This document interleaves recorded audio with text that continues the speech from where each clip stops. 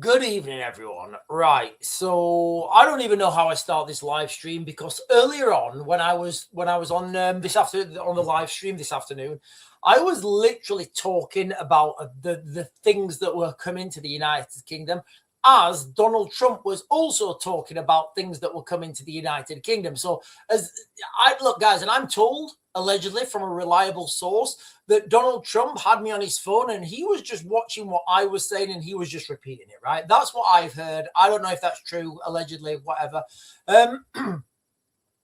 So what I'm going to fix on tonight, guys, is like people need to really brace for the horrors that are coming, the absolute horrors that are coming. And I am genuinely now talking about an industrial conflict, a global conflict on an industrial scale. Trump has been, well, I'll just share with you guys the video. Trump has been very negative, shall we say, about Keir Starmer. Now, this is all pomp, it's all pageantry, it's all play acting because the inevitability is, unfortunately, inevitable. Yesterday. Excuse me. So I have watched this video. This video was being played. This video was happening. This was live while I was on the live stream today, and I didn't know this was live, guys. I didn't. And I was literally saying the exact same things as Donald Trump was saying them, literally at the same time in the same temporal space. So let's see what Donald Trump has got to say about our illustrious leader, our brave, fearless, just, heroic, courageous leader, Keir of the Starmer. Are you confident that France will help with the reopening of Strait of Hormuz? Yeah, I mean, sure. I think he's going to help. I mean, I'll let you know. I spoke to him yesterday. I don't do a hard sell on them because my attitude is we don't need anybody. We're the strongest nation in the world. We have the strongest military by far in the world. We don't need them. But it's interesting. I'm almost doing it in some cases, not because we need them, but because I want to find out how they react. Because I've been saying for years that if we ever did need them, they won't be there. Not all of them, but they won't be there. I was very surprised. Okay, before he says the next thing, okay. Earlier, look, guys, and I did not know that this was happening at the same time as I was giving it. So earlier on, I was doing a live stream and I was saying how NATO is over. And I was going down the roads that like NATO's not worth the paper it's written on. And literally at the same time as I was doing my live stream, Donald Trump was doing his live stream. I don't know who had the most followers, but I don't know. Some people say it was me. Some people will say it was him. I genuinely don't know. I'm not really interested in who had the most followers because we are both giving the same message, okay? NATO is over. With the United Kingdom, because the United Kingdom, 2 weeks ago, I said, why don't you send some ships over? And he really didn't want to do it. I said, you don't want to do it. We've been with you. You're our oldest ally. And we spend a lot of money on, NATO and all of these things to protect you. I mean, we're protecting them. We're working with them on Ukraine. Ukraine's thousands of miles away, separated by a vast ocean. We don't have to do that, but we do. Look, I don't like, when you watch something, right? When you watch something back again and you're like, yeah, that's literally just what I said. So Donald, the reason I'm bringing this out again, guys, I don't want you guys to feel like I'm going over what I said earlier on my previous live stream when I talked. Like earlier this afternoon, I talked about why NATO is over, how it's coming to an end, how it's not worth the paper it's written on, and how you're seeing the United States now here. You're seeing literally in real time the United States leave NATO. And what's going to happen is that's going to leave a power vacuum. You are then going to have the United States and Israel. And like Donald Trump just said, like I said, I was probably saying the exact same things as Donald Trump at the exact same time. I didn't know he was live, guys. I didn't. I think I said it a little bit earlier. And I think what he's actually, if you guys can look there, I think he's actually watching a video of me. Can you see there between his hands? I think that's actually a video of me, and he was saying this like just 30 seconds after I was saying it. I'm pretty sure that's what happened. But earlier on, I was talking about how NATO's over, and then I literally got back into the house, right? And this was on the TV, and I was like, what? I've literally just said that. So I think it's noteworthy to do it again, right? Just so you guys understand that when I say things, it's not because I'm just throwing darts at the wall and hoping something sticks. It's because that's the direction of travel I see right now. So I'm not going to go into it as in depth as I did earlier, but if you guys want to see my in-depth explanation on why NATO is over, go and watch my previous video. It's literally called like why NATO's over or something. So Donald Trump is literally saying the same things that I said, right?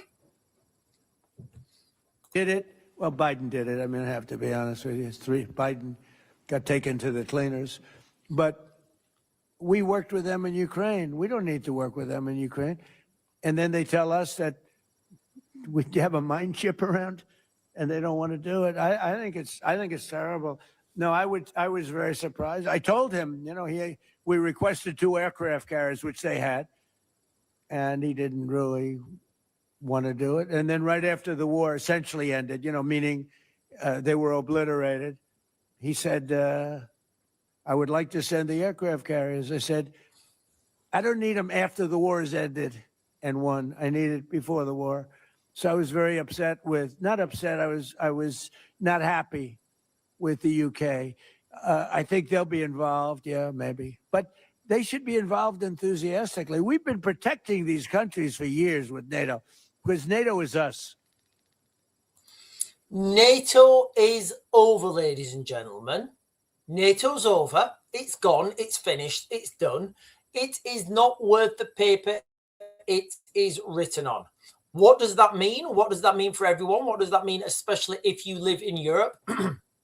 Well, it means prepare for absolute horrors. Horrors on the streets, horrors on the battlefield, horrors in Eastern Europe. This means prepare for boots on the ground in Ukraine. This means prepare for a wider war, a wider regional conflict. In fact, let me stop sharing that.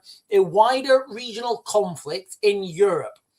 And this is what was the plan all along, I feel. And do you know why I'm saying that now? Because I've been saying that for the last 2 years. I've been giving you guys the exact dates of what's coming for the last 2 years. And guess what? It's happening as I said it would. But listen, don't listen to me. Go back and watch my previous videos. Right, listen, ladies and gentlemen, before we get on to this, right, and I will share that video again. And for those of you guys who were on the live stream earlier and, you guys were commenting, I don't want to keep repeating things I said previously. But it was just weird. It was just weird coming off here, going into the house and seeing Donald Trump on doing a live stream saying exactly what I just said. I don't know, guys, I'll be honest with you. I don't know if he was watching my video because I kept looking down. I don't know if Donald Trump was watching my video to see what was happening next. I don't. Maybe he was, maybe he wasn't. A lot of people are saying he was. I don't know. I certainly wasn't there. So what we are going to be talking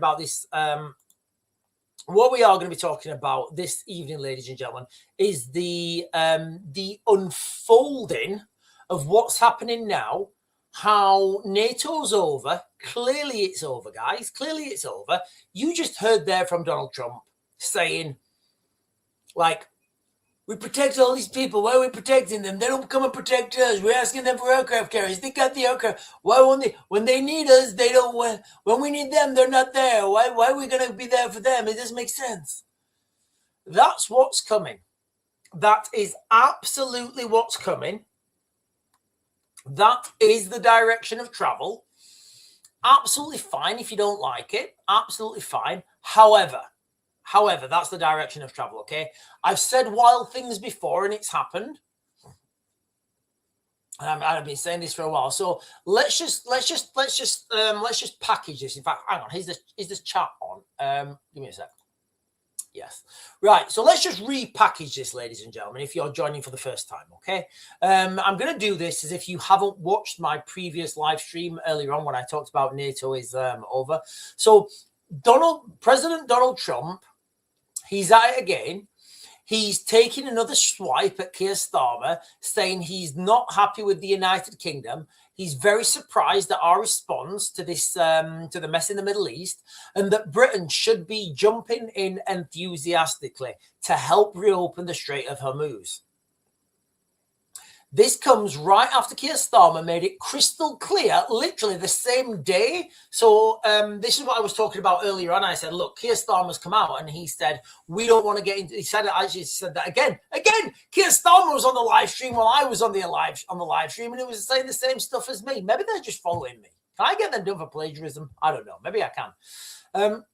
This comes after Keir Starmer was, excuse me, made it crystal clear that Britain will not be dragged into a wider war, and that Britain cannot let what's happening in the Middle East take focus away from Ukraine. Like I've said all along, guys, okay?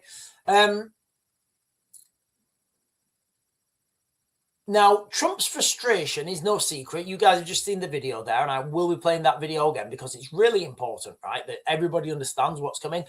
And the reason it's important, right? The reason all this stuff's important is because if you don't understand what's coming, right, you panic, right? If you don't understand what's coming, you don't understand what's the next step, everybody panics. Like if you open the internet, right, whatever social media you're on, you've got all these people. Oh no, I thought Donald Trump was going to oh no, I thought he was going to be a peaceful president. Oh no, can't believe Donald Trump went into the middle. Oh no. And it's just literally, it's written right there. It's so obvious what's going to happen. So from the video I just shared with you guys, Donald Trump's frustration is no secret. He's been calling for weeks on countries like the United Kingdom, France, Japan, South Korea, even China. We love China. It came from China. To send warships to patrol the Strait of Hormuz. However, look, guys, it's just not going to happen, all right? Forget it. It's just so ridiculous.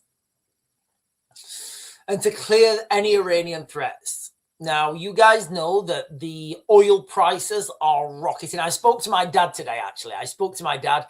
If you've been following me for a while, you guys know that, like,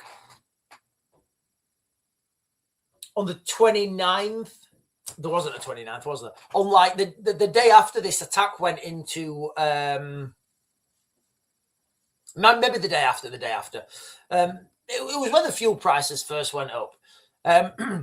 I spoke to my dad and I said, Dad, have you filled your car up in your van? He says, no, I didn't bother. I'm not going to bother now. It's gone up anyway. I'll just pay for it when I have to. I said, yeah, but Dad, you do realize it's going to go up again. And my dad's like, no, it's not going to go up again. I'm like, right, okay, whatever. Right, okay, all right, whatever. I'm not going to argue with you, Dad. You're clearly older than me, so you know better, right? I was speaking to him today. And he's outraged. He's like, yeah, I'm going to fill everything up now. So, like, the price of fuel is rocketing. It's not coming down, right? Just forget it. Don't listen to Donald Trump. Don't listen to Keir Starmer, Ed Miliband. Don't listen to anyone except from yourself, right? Listen to yourself. Let your eyes tell you the truth, right? Very simple metric. Please share this with your friends, right? I say it all the time. Please share this with your friends, all right? Very simple visual metric to understand. It's really simple. You don't need to listen to anyone. You just need to look, right? Okay. Are ships flowing through the Strait of Hormuz? Imagine like a spider chart. Yes, right? So you go, yes. Okay, right. Maybe in a couple of months, the prices will level out, and then maybe they'll come down 1 or 2%. But they're not going back to what they were on February the 27th. Not happening, guys, okay? Not happening. I'm sorry to let you know. That just ain't happening. Not a chance. Not happening. Nope, done. Finished, over, forget it. Apply your safety catch and just apply your safety catch and remove your magazine, all right? Pocket all the working parts to the rear and for inspection port arms. Just don't worry what I just said. Is the Strait of Hormuz closed? Yes. Okay. Prices will consistently get higher and higher and higher and higher and higher until I think diesel is going to level out. It might be higher. It's certainly going to be no lower. Do you know what? Let me rephrase this. Diesel will level out no lower than £2.60 a litre. £2.50 a litre. That's the lowest price I feel diesel can level out. Or it's just going to be taken off the market. Now, the bills are climbing. The United States and Israel started this with big stakes in late February. Operation Epic Fury, as you guys know, started off as just, we're just going to take out the Iranian missile sites and their navy and their nuclear sites, then their energy hubs, then their command posts, and we did have a little bit of mission creep. Iran have hit back ferociously. Drones, mines, missiles, attack ships, shutting down, the main shipping lanes. Trump is screaming out for a coalition to force it open, warning that NATO, and this is what I was speaking about earlier, could face a very bad future if it does not step up. Prepare for horrors. Prepare for horrors. There's going to be a ground war in Europe with no air cover. Yeah, I've said that. There is going to be a ground war. It's going to make World War II look like children fighting in a playground. The horrors that are about to come from Europe, guys, it's going to be phenomenal. Donald Trump is warning it's going to be very bad. It's going to be a very bad future for NATO if the allies don't step up. Remember, I keep saying that NATO is already over, right? Now, here's the reality check, okay? If you live in the United Kingdom, and I do, and I know a lot of you guys do as well, and why STARMER is drawing that firm little line. We cannot, Britain can not get sucked into a war in the Middle East right now. Why? Because very soon we are going to be needed much closer to home in Ukraine. Yes, I've given a preliminary date for this to happen of the 27th of this month, right? That's my preliminary date. I asked my friend in Ukraine to send me some information on what's happening on the front line. He sent it me. I've got more questions. I've sent those questions back, so I might get a response from those questions tomorrow. Or it might be the day after. But I am looking at this, guys, and I'm building up this picture, and I will give you guys my analysis on whether I think, on the likelihood that I think the Russians are going to do a big push on the 27th, okay? Right now, I'm not convinced, but that is a date that's coming out, right? So we're looking at 4 years on from, over 4 years actually, over 4 years on from Putin's full-scale invasion of Ukraine. The war grinds on, brutal, uncertain. The United Kingdom has been one of Ukraine's most potent allies, one of their most staunch backers. The United Kingdom, I think, have committed to, is it $3 billion a year for the next 100 years as a minimum? And last year we gave we gave over was it like 4.6 billion? These numbers are arbitrary now, aren't they? The United Kingdom has gifted so far since 2022, 10.8 billion.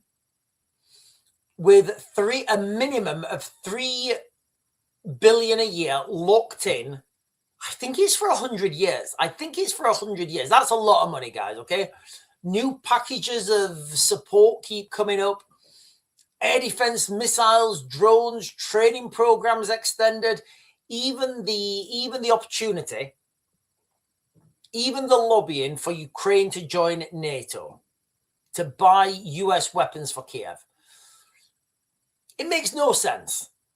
It makes no sense because NATO's already over. However, there's going to be new alliances. There's going to be new structures. Can you guys see that now? How we are, the whole world right now is being restructured. I don't know if you know that, noticed. The whole world is going through a restructuring process. The old paradigm is being, and Donald Trump's fantastic at this. You know, they're saying he's draining the swamp. He is. He's removing the old guard and putting in place the new guard. Keir Starmer has made it very clear that we stand with Ukraine for as long as it takes. Our security is tied to theirs. I don't know how that makes sense. I really don't, guys. And look, and when I say this, I'm saying this as someone who has friends and who I consider family who live in Ukraine.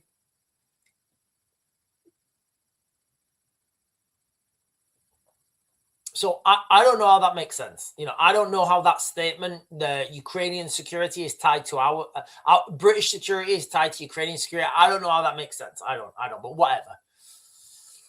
If Russia wins or pushes further, the threat to Europe, including the United Kingdom, grows massively. That's what Keir Starmer's saying, right? Our military resources aren't infinite. Ships, aircraft, personnel, munitions, they're already stretched across, you know, various other commitments. We've got defense roles in the Gulf, RAF intercepts. We've got naval presence. Jumping into the Strait of Hormuz with naval patrols or anything kinetic risk draining what we will need to sustain a combat operations in Ukraine if and when things escalate. Not only that, if Britain, and you guys can listen, you guys know how I feel, right? We have a huge Muslim population in the United Kingdom, right? And they'll just go crackers. They'll go crackers. They'll go crazy. They will.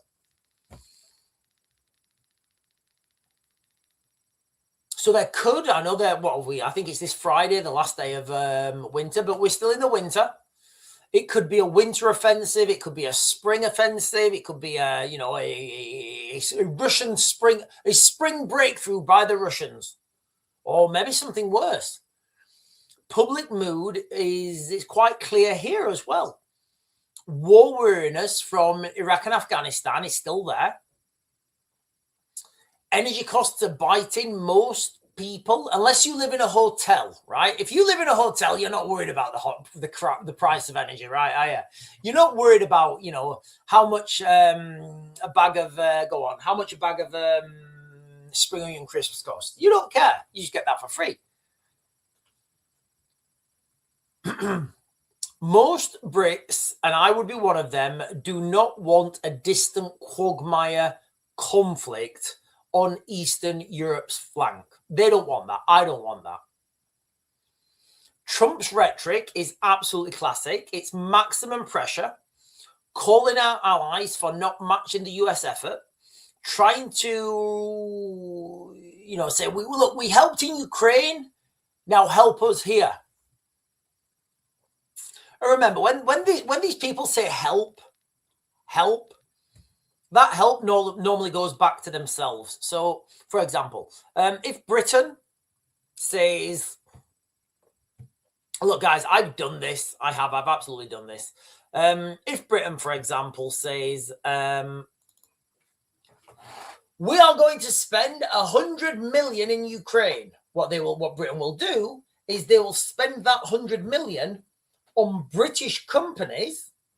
Then those British companies will help in Ukraine. Those British companies will charge through the roof. They will bill for having one person on the ground. They will charge maybe £1,500 a day for having one person per day per person, maybe more actually, maybe 2,000. So they will charge £2,000 per person per day, right? Everybody's getting paid, everybody's happy. Unfortunately, it's just a money-making thing, right?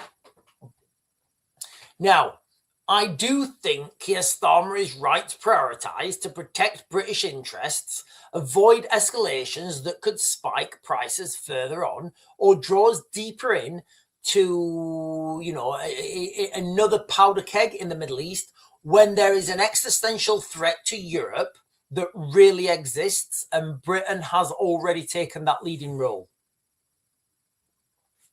This latest spat highlights the cracks, or the perceived cracks. I don't think there's any cracks, really. The perceived cracks in the transatlantic relationship. Burden sharing rows, a war in Iran that's dividing the West while testing alliances. For us here in Britain, like I've always said from literally day one, very soon, we won't even, like, what's happening in the Middle East won't even make the headlines. Very soon, this war in the Middle East, it's not even going to hit the headlines, guys, because everybody's going to be focused on what's happening in Ukraine.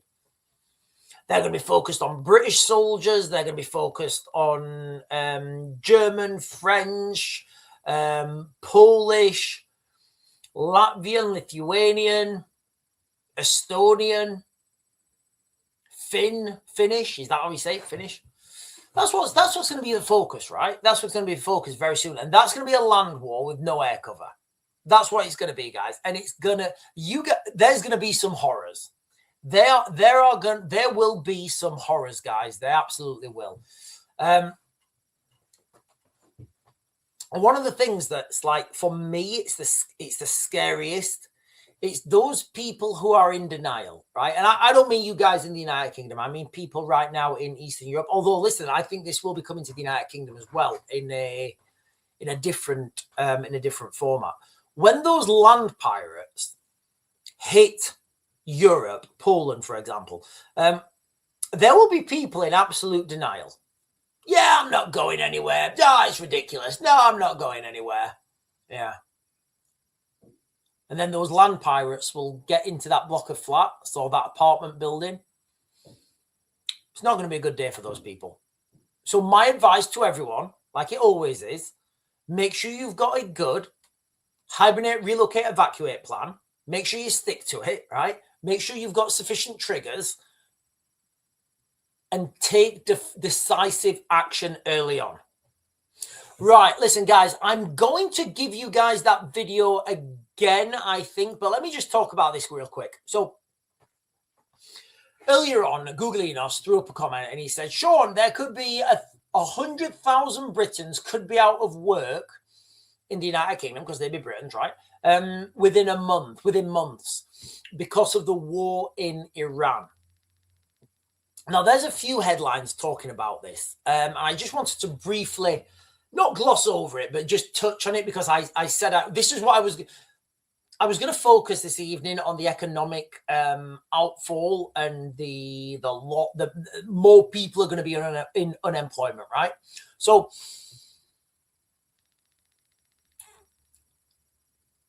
employers, and this is the headline, I'm just going to read it here. Employers are offsetting rising energy costs by cutting their workforce. Yeah, these things happen, right? These things happen. So, for example, say you've got a haulage company and you've got, I don't know, 10 trucks.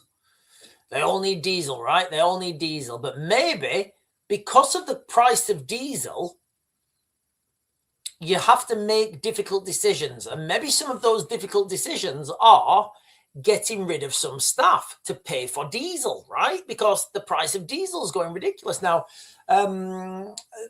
think tanks have come out, and I don't know where they get this data from. I don't know where these numbers are from. However, this is trending in the mainstream media, in the headlines. More than 100,000 Britons risk being pushed into unemployment within months, as experts predict the United Kingdom jobs crisis will be exacerbated by Donald Trump's war in Iran. So you can you guys now have an image, right? You guys can now picture what's coming. You guys can picture what's coming like right now. We are living through history. If you're alive right now and you're watching this, pat yourself on the back because you are living through history. You are living through a total reordering of the global structure. You're living through a reordering of the global, I don't know, the global status quo. And we're moving into some sort of like a new world. Like, I don't know, can anybody think of something something's got a ring to it? We're moving into the new world administrative state. Does that sound okay? The new world administrative state. Right. Also, sorry, guys, right. Sorry, I'm jumping about here. Right. Also, there was this video I saw earlier, and it says that Britain will be out of petrol and diesel within 2 weeks. So let me share this. Let's see what we think.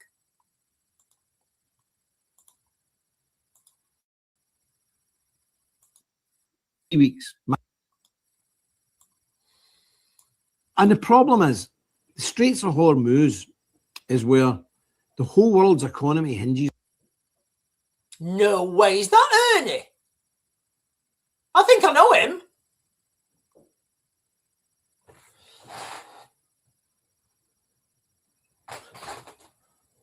Right, I'm going to have to Google this. I'm pretty I might know him. I'm going to try and find out if his name's Ernie. They can keep that Straits of Hormuz closed for weeks. Now, here's the thing. In Europe, we keep 2 weeks supply.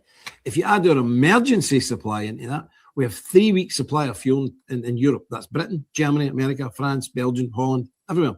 We have 3 weeks max. The Straits of Hormuz have been shut for a week now. We've got another 2 weeks left. And the government's releasing our emergency provisions. These are things we keep in case of a world war. That's being released this week. We've got 2 weeks and then there's none. The prices of heating oil's trebled. The prices for gas for your cars going through the roof. Heating gas for your house is doubled. Okay, so look, I'm just going to reiterate what I said on the 28th. Get your fuel now. Get your fuel now, guys, all right? Keep your tank topped up, right? And if there's no more fuel in the petrol stations, you leave your car full, right? Because right now, your car is your vehicle, that's your life ship. That is your life ship. If the SHTF and you need to evacuate and there's no petrol, diesel, whatever, what are you going to do? Literally, be honest. Put this in. I'm sure his name's Ernie. I don't know if I know him, but I think that guy's name is Ernie, and I may have worked with him, and he may like salt and vinegar crisps. I'm just putting it out there. Here, Sean, can you go get me some salt and vinegar crisps? Aye, give me a big box. Aye, no, what? Aye, one of the big boxes. Aye. All right, thanks, Paul. I'm pretty sure that's the guy who told me that nobody knows what oil is. Anyway, so from that video I've just shared with you guys there, people a week after 2 weeks after or whatever, people are coming to the understanding now that fuel's going to run out. It's not going to run out. We're just not going to have any because of the closing of the Strait of Hormuz. Now, yes, there will be limited supply coming in. Yes, there will be. But what that's going to do is it's going to put the price up drastically. So I'm going to keep saying this on every live stream. Literally every live stream, I will keep saying this. Fill your car up and make sure it's always topped up. What that means is brim it until it's right at the thing. And as soon as the needle moves, you fill it up again. Because your vehicle now is not a leisure device, it's a survival tool. It's a survival tool. And this goes back to tropes I've said previously. Oh, Sean, should we buy this? Sean, No. Get yourselves a car, right? Get yourselves a car. If you've got extra money, put an extended fuel tank in it. And make sure you've got, you've got a good bug out vehicle, because let's not forget, yes, we are heading to all these calamities. People need to get ready for some absolute horrors in Europe. I would say horrors in the United Kingdom as well. But also, we've got the backdrop now of mass migration, civil war, and the conflict that's going to be fought on our streets. And when I used to talk about this, and these things seem so like arbitrary, like so far-fetched, and then the chips start to fall slowly by slowly, one after the other, the chips start to fall. So the next step for everyone, it could come on the 27th of this month. The next step is for Russia to have a huge push in Ukraine. Now, I have got some. It's on the front. Let me see if he's got back to me. He won't have got back to me because he has to send it back to the front line. No, he's not got back to me. So the next step, and it could come on the 27th, is the Russians to have a big push. Then Britain to deploy boots on the ground. And look, there's shit tons of British soldiers in Eastern Europe right now, right on the border, at a moment's notice to move. And this is what will happen, right? This is what will happen. They will say, right, we want a Scale A parade, right? They have a Scale A parade. So they have the commanding officer in the middle, A company, B company, C company, support company, and HQ companies, like filling the gaps. It's normally what happens, right? You've got the commanding officer in the middle. Well, first of all, you have a sergeant major, and then he'll say, Italian, John. Everybody has to stand to attention, and, you have to pay correct compliments. Anyway, the commanding officer will come out, and he'll say, right, listen, everyone, while everybody's on the square now, I want, under the company commanders, I want everybody's mobile phone to be handed in right now. And that's it. You're all stood there. You have to hand your mobile phone in. So operational security, everyone goes dark, right? You turn your phone off. You put it in a platoon box or a bag or whatever with your name written on it. I don't know, Raven, army number. Everybody knew who the Raven was, right? Put your Nokia, I don't know, your Nokia 3310 in or whatever it is, so you can't text anyone. Those bags then get centralized in HQ company or whatever, wherever they're secure. And then the commanding officer will give the brief. Right, listen, ladies and gentlemen, tomorrow morning at 0800, we are going to deploy into Ukraine. To that end, this is going to happen. And the sergeant majors will take over. Everybody will get in the trucks, they'll get the guns, and they'll go. That's it, done. Operational security. That's what will happen. Right, what other videos I've got? Yeah, that's it. Right, okay, I'm going to jump onto the chat, ladies and gentlemen. Right, I'm on the chat, guys. I'm on the chat. I do apologize if I've missed anyone. I'm literally just jumping on the chat now, guys. Okay, I'm straight on it, so I know you guys have been chatting. Cindy is saying, I'm talking about the huge storage bunkers of food for war disasters. Right, I don't know what that's. What does this button do? He's saying, is stuffing bribes into the pockets of illegals to move to the UK and vote Labour a divine religious experience now? Then I don't know. Maybe it is. Maybe it is. Who knows? Right, I'm jumping down. Paul is saying, George Orwell got it right. Imagine the future as a boot on your head pushing down. Yeah. And another thing that George Orwell got right as well is this concept of two huge superpowers at a constant state of war. So you're going to have the Russians push through Europe, land pirates. The Europeans won't be able to deal with it. So I would say that all that land's going to go. Excuse me. Going to be carnage, going to be chaos. When that happens, that's when the United States will take control of Britain, an island, and then you literally have Oceania and Eurasia. Googlinos is saying Iran. Wars are decided on the battlefield, not on tweets, adding Washington lacks the courage to face the reality on the ground and suggesting the conflict be called epic fear instead of epic fury. So the United States don't want to. The United States don't want to. They don't want to have a boots on the ground conflict. They don't. They absolutely don't want to have a boots on the ground conflict. Pete Hegseth, he's a, he's my era, right? Being bogged down in Afghanistan or in Iraq when you've got politicians saying, don't do this, don't do that, don't do this, don't do that. Make sure you go through diplomatic routes. And you're like, mate, they're taking people's heads. They're removing. What do you want me to do? Like, honestly, they're taking. Like, how do you reason with those people? So I know Pete Hegseth will understand this, and I know that they won't want to get involved with the boots on the ground war in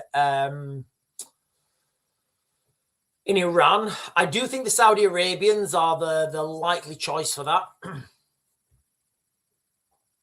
EM is saying, if China decides to move on Taiwan during all this, we are officially cooked. Yeah, I believe so as well. Santi Todd is saying, cook over charcoal. Right, listen, I did a video the other day for the members. I try and do like at least, well, I try and do a members only video every day. I did a video and I was talking about cooking on using wood to cook on. I think it's an overlooked resource. Just like if you guys go into the like, where I don't know, like woods or a park, you'll see wood lying around everywhere, right? Most of that wood will just decay and rot, and you guys should burn that, right?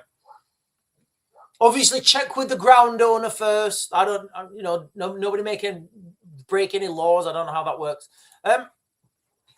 Gelder Riviera is saying, will they Oreshnik strike foreign troops in Ukraine straight away to make a point? I would say they will use cheap drones because Oreshnik is very expensive. So if you guys have watched my drone video, I think I got like 10 views because I was being very quick and technical. I don't think they will use Oreshnik on troops. I think they will use cheap drones. I think they will use Save Oreshnik for like strategic locations, as in airfields, munitions plants, etc.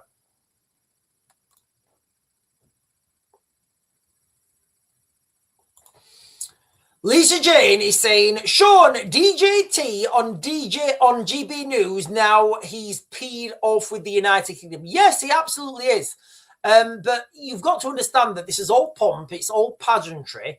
It's all let me share this video. Is this the video you're talking about, Lisa? Let me share this again for you guys because I'm conscious of the time. Let me share this again.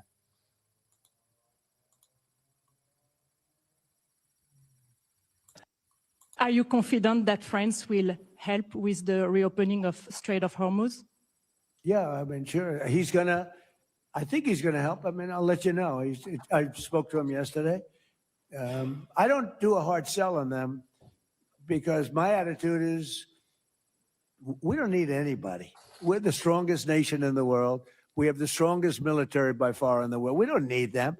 But it's interesting. I'm almost doing it in some cases, not because we need them, but because I want to find out how they react. Because I've been saying for years that if we ever did need them, they won't be there. Not okay. The reason I'm sharing this video with you guys again is because for two reasons, right? First of all, there may be people on right now who didn't see it earlier on. The second reason, I was doing a live stream today, and this was happening in real time. Well, literally at the same time as I was doing my live stream. And what I was saying in my live stream was the exact same points that Donald Trump's bringing out here, that NATO's over. The United States are not going to help. when the war in Europe kicks off, they're going to say, well, why should we come and help you guys when you guys didn't come and help us? Europe's in your backyard. Go and deal with it. So the title of this video, Prepare for Horrors or whatever it is, that's what's coming. We're going to be fighting this war with no air cover. Not all of them, but they won't be there. I was very surprised with the United Kingdom, because the United Kingdom, 2 weeks ago, I said, why don't you send some ships over? And he really didn't want to do it. I said, you don't want to do it. We've been with you. You're our oldest ally. And we spend a lot of money on, NATO and all of these things to protect you. I mean, we're protecting them. We're working with them on Ukraine. Ukraine's thousands of miles away, separated by a vast ocean. Okay, just quickly, all right? Iran's thousands of miles away, right? Also separated by a vast ocean. We don't have to do that, but we did it. Well, Biden did it. I mean, I have to be honest with you. Biden got taken to the cleaners. But we worked with them in Ukraine. We don't need to work with them in Ukraine. And then they tell us that we have a mine chip around and they don't want to do it. I think it's terrible. No, I was very surprised. I told him, we requested 2 So he's literally talking about Keir Starmer right now. aircraft carriers, which they had, and he didn't really want to do it. And then right after the war essentially ended, meaning they were obliterated, he said, I would like to send the aircraft carriers. I said, I don't need them after the war is ended and won. I need it before the war. So I was very upset not upset, I was not happy with the UK. I think they'll be involved, yeah, maybe. But they should be involved enthusiastically. We've been protecting these countries for years with NATO, because NATO is us. And he's right. NATO is the United States. He's absolutely right. NATO is the United States. Every other country in NATO have outsourced their security to the United States. They've hinged on the erroneous notion that NATO Article 5 will protect them. And it strikes me so fantastically. I'm not going to go over it now, but literally, I feel like this live stream is a companion to my previous live stream because they're so interlinked. And again, I didn't realize this news had come out. I was literally doing the live stream when this news came out. And in the previous video, guys, if you've not seen it, please go and watch the first 5 minutes of my last live stream when I say NATO is over or this is the end for NATO. Because what I do is I go through the NATO articles and I read. It's a bit boring. I read them out and I say, look, and I give you guys the interpretation. And I say, look, these documents are not worth the paper they're written on. But the problem is, the countries around the world, they all think that, oh, we're part of NATO now, America will protect us. And it's not the case. Nowhere does it say that. Nowhere in NATO, Articles of Memorandum, nowhere does it say that if you're attacked, the Americans are going to send nuclear missiles, F-22s, F-A-18s, F-35 Lightnings, AC-130 Spectre gunships, Delta Force in MH-47s. That's the different one with the air-to-air refueling probe on the front. Nowhere does it say that. It doesn't even say anything close. And now we've got the seeds are being laid for the United States to absolutely leave Europe to fight the Russians on their own. Why? Because the United States are going to be dealing with what's happening in the Middle East. And as DJT said just then, the United States don't need anyone. They don't need anyone. I think this is all pomp and pageantry to bring that in. And Lisa Jane is saying, no, Sean, he's on live, not that video. Right, let me see if I can find him. Right, hang on. Let me jump down. Right.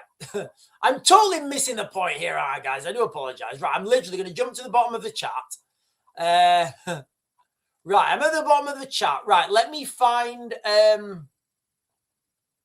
right, let me try and find this. Right. Give me a second.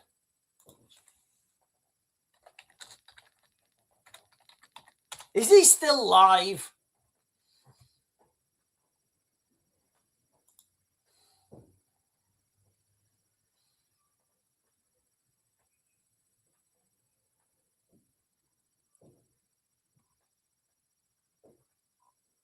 Right, I'm on the GB News site now. Oh. Right, I'll get right. He's on. Hard, do it.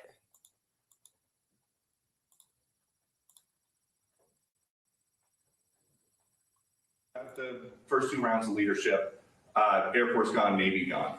Can we wrap this war up this week? Yeah, sure. Good. Will we? I don't think so, but it'll be soon. Won't be long. And we're going to have a much safer world when it's wrapped up. It'll be wrapped up soon. We're going to have a much safer world. I had an obligation to do this. I didn't want to, I called it an excursion. I didn't want to make this journey. Right, guys, just quickly, if you're on, can you please make sure you hit those buttons below? Like, comment, subscribe, bell notification.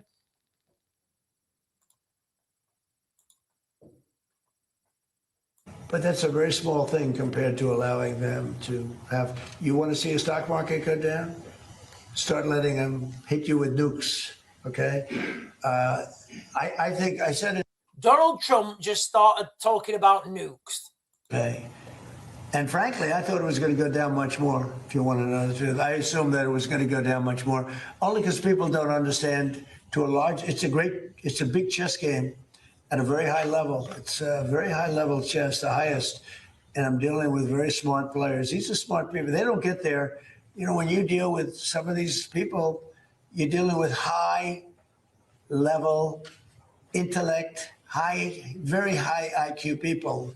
These are not Jasmine Crockett. Okay, I'm gonna leave that there for now, guys. I'll jump back if anything noteworthy said on that. I don't think they're going to be saying anything noteworthy on that we've not already said on this channel, guys. Okay. Caveman is saying, I told you people, Trump is a time traveler. We already know the next move. We've already done it before. Baron Trump's marvelous underground journey. It's a journey. Yeah, do you guys know about that? There was a book written in, was it like the 1800s? I think it was like written in the 1800s. Or was it like the early 1900s or something? And it's called Baron Trump's... No, it's not called Baron Trump's Marvelous Adventures. It's called something else. What's it called? What's the book called? There's a book, basically. And it really is weird because they've got this guy called Baron Trump, and he's a time traveler, and he's guided by this mentor called Don, the Big Don.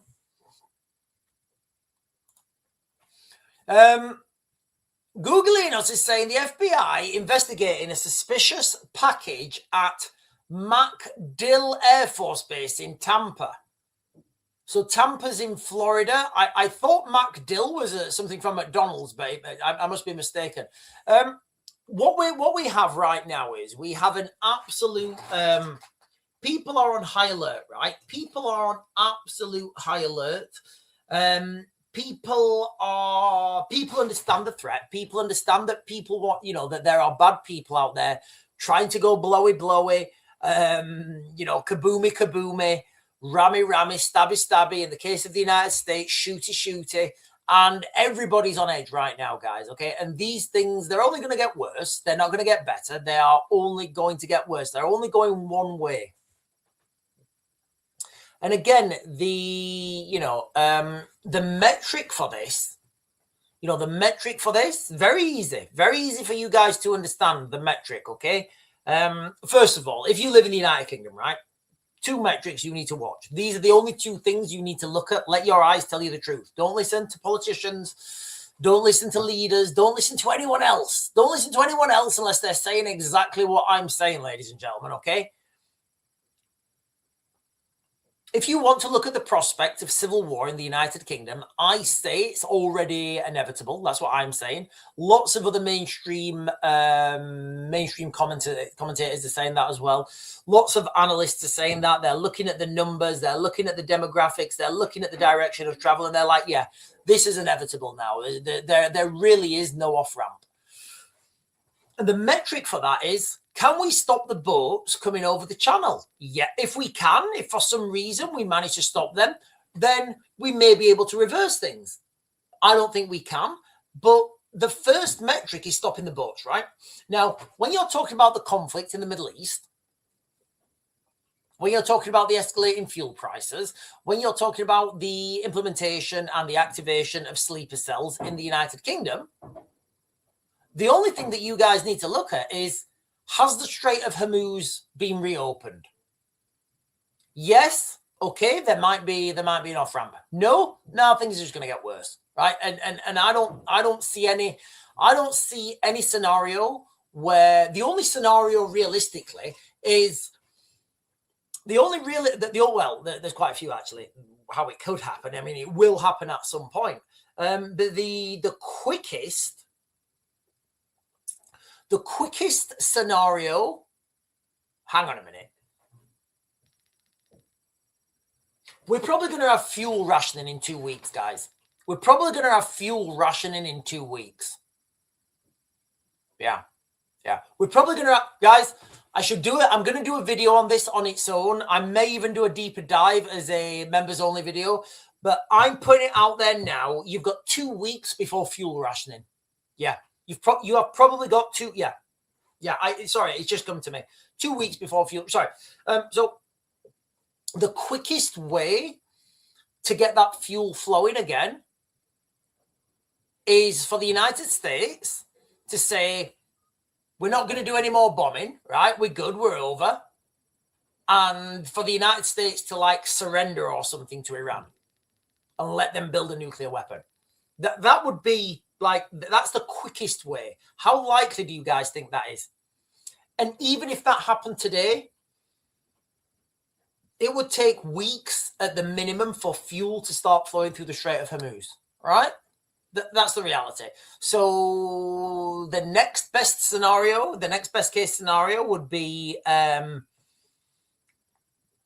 the United States take control of Bandar Abbas. I think it's Bandar Abbas, the small island region just north of the Strait of Hormuz. They need to take control of that. They need to take control of the whole southern corridor of Iran.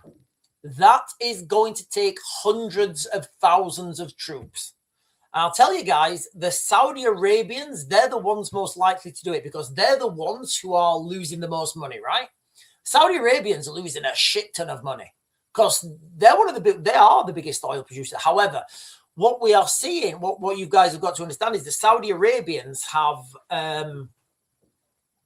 they have the most oil storage capacity in that region because in the 1980s, the Iraq-Iran war, these things happened, so they built a load of storage because they understand how volatile that situation is. So I think they have like 60 days, so like maybe 2 months of oil storage, which is why you've seen Iraq stop their exports, right? Because they don't have any more oil. Sorry, not stop their exports. This is why you've seen Iraq close their oil. They've turned their oil off, the Iraqis. I don't know if you guys know that, but Iraq have already turned their oil off because they don't have any more storage. Iraq always had the smallest amount of storage. So the coastal region by, what is it? Qasr. Is it Qasr? Yeah, it's Qasr and... Yeah, the port Qasr. Yeah, that's the port in the Qasr. It's the Al-Faw Peninsula, and the nearest town is called Qasr. Sorry, guys, I've not been to Iraq for a while. So yeah, just take that on board, guys. Okay, I'm saying I think we've got 2 weeks till we have fuel rationing.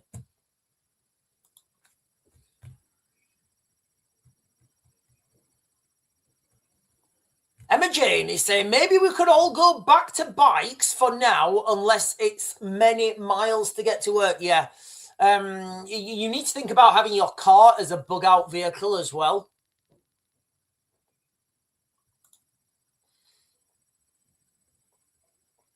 Who's cruising around in a TVR Cerbera? Beautiful car, TVR Cerbera. The Tuscan was better. The Mark II Tuscan is the most. Guys, look, I'm just going to throw this out there. The Mark II Tuscan was the most beautiful piece of machinery that's ever been built. There's nothing that comes close to the Mark II Tuscan.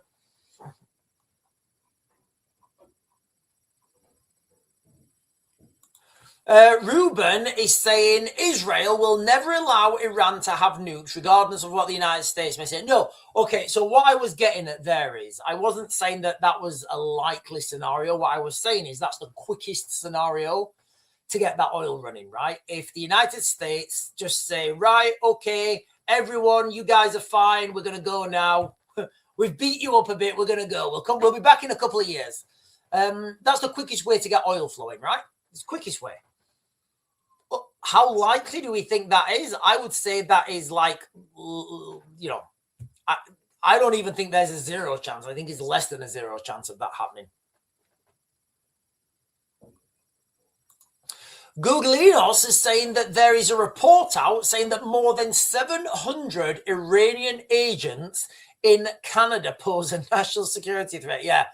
Do you think having 700 Iranian sleeper cells operating in your country? Yeah, you know, I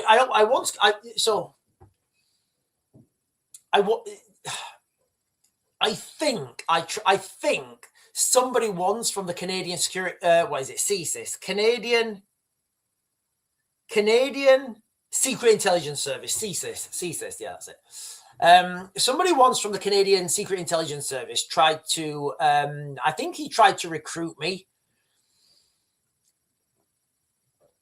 And it was really weird because we was like at a dinner and he was asking all these questions. And I was just thinking about like how he was asking them, because he was asking the same question multiple times, trying to see if I was being deceptive. And straight away I thought, yeah, you're interrogating me now. And it was really awkward. We was like at a dinner and he was really on at me.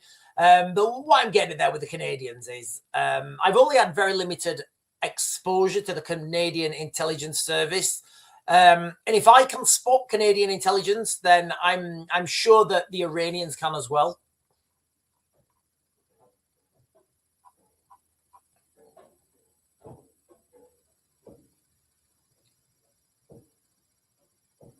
Rocketman Gaming is saying, I've been topping up my car and just using my motorbike. It's a lot cheaper to run at the minute. Yeah. Look, guys, I'm going to start to close this live stream down. I just want to reiterate what we've been talking about today. And then I want to jump back and give you guys the 2-week warning as well. So everybody needs to brace themselves now for what's coming, and it is going to be a global conflict on an industrial scale. Now, this spot between Trump and STARMER, you know, Donald Trump's not happy with STARMER, yada, yada, yada. This is all playing into the theater, right? Because now you will have Muslims in the United Kingdom saying, oh, yeah, we're not going to go stabby, stabby. Look, STARMER's our man. He's not. He's a gopher. He does what he's told, right? Like all good gophers. So that's what we'll be saying. They'll be saying, yeah, you know what? STARMER's our man. When this war happens, when the Russians have a big push, probably on a Friday, potentially the 27th of this month, that's going to activate triggers, and that is going to absolutely push boots on the ground into Ukraine, and that will happen overnight. And they will use emergency legislation, and they will say, oh yeah, because it was an emergency situation, we couldn't put this to the vote, we couldn't put this out to the electorate, we just had to, we had to do it quickly to save lives and evacuate civilians purely on a defensive measure. That's the way they're gonna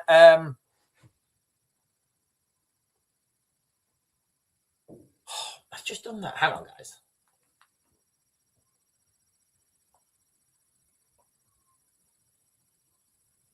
Hang on, guys.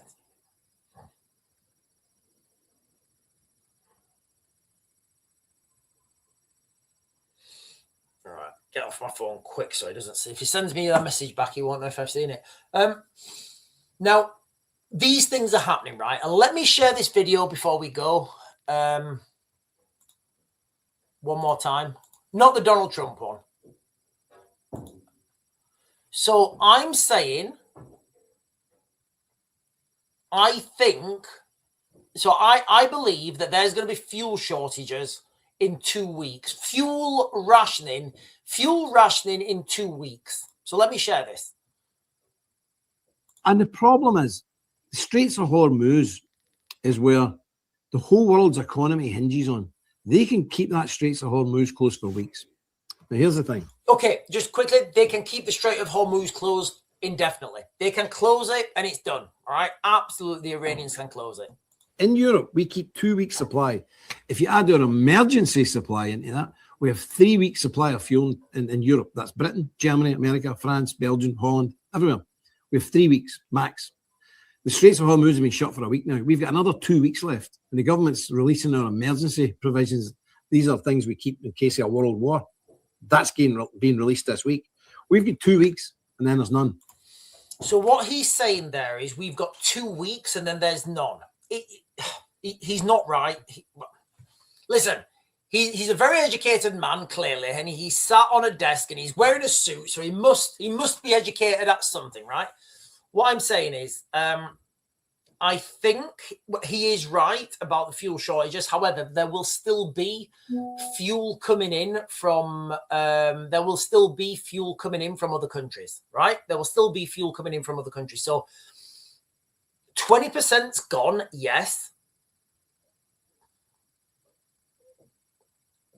Which I'm saying we're going to see fuel shortages, right? I'm also saying, and I've been saying this from day one, diesel. If you have a diesel car, please just consider that diesel will be taken off the market, guys. Please just consider that. Think about it, right? Think about it. Global conflict on an industrial scale.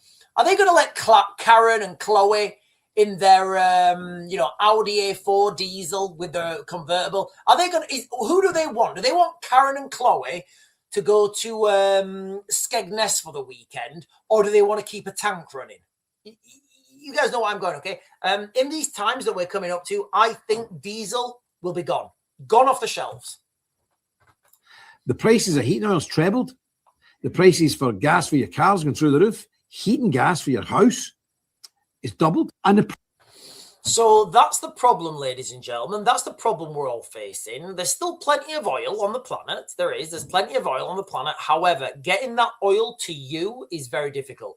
Hang on. 4 Paws is saying, Sean, get Googly's post before you go. Right, let me jump up and get it. Boy 15 arrested after gun brought into school in Wolverhampton. Well, listen, Yems. Wolverhampton's part of West Midlands, right? And Yems can do whatever Yems want if he's in West Midlands. Right, let me jump up and see what this is all about.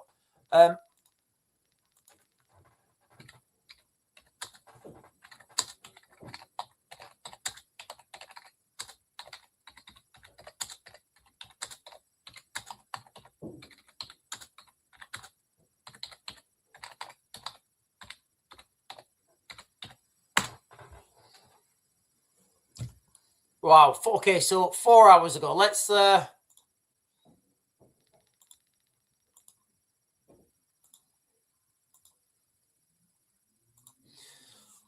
Boy 15 arrested at Moseley Park after gun brought into school. 15-year-old boy arrested. West Midlands police. We love West Midlands police. It's literally the Wild West, right? If you live in the West Midlands, it's like the Wild Wild West. The gun was seized by officers, and West Midlands Police Force said it was assessing the weapon. The teen arrested, detained on suspicion of possessing a firearm, remained in custody. The force said no students or staff were threatened with the firearm, and officers did not believe there were any wider risk to the public. So that's all we're getting at the moment. And look, this just adds, the other videos I've been talking about where schools are now becoming crime scenes, right? They're absolutely becoming crime scenes.